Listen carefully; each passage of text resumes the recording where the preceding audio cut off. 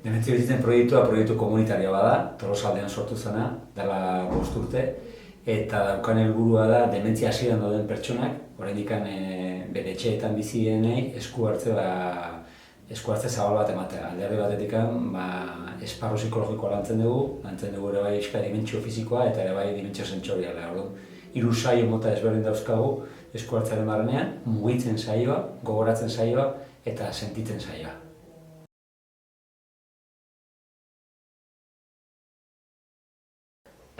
Proiektua dela 5 urte sortu zen, psikologiako kampuseko Igone Etxeberriarekin eta nirekin batera. Hasi ginen ikastolan esku hartzea martxan jartzen, eta gero Gipuzkoako Foru Aldundia lagunduta, despliegue bat egin dugu eta hori eta bezalako herrietan ere martxan jarri dugun esku hartzea da, ezta?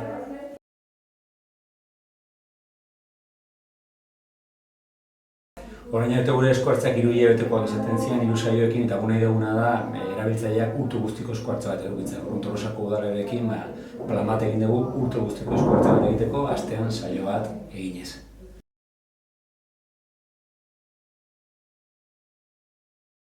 Bi arlo bezala dauzkagu, ezta bat dementzia bizitzen esku hartzea erabiltzaileei bideratuta dagoena, eta bestea sentsibilizazioa eta kontzientziazioa sustatzeko hitzaldien zikloak, eta urtero 4-5 hitzaldiko zikloak antolatzen ditugu gai ezberdinak jorratuz. Elikadura, ongizate emozionala, mugikortasuna sustatu erabiltzaileekin eta horrela.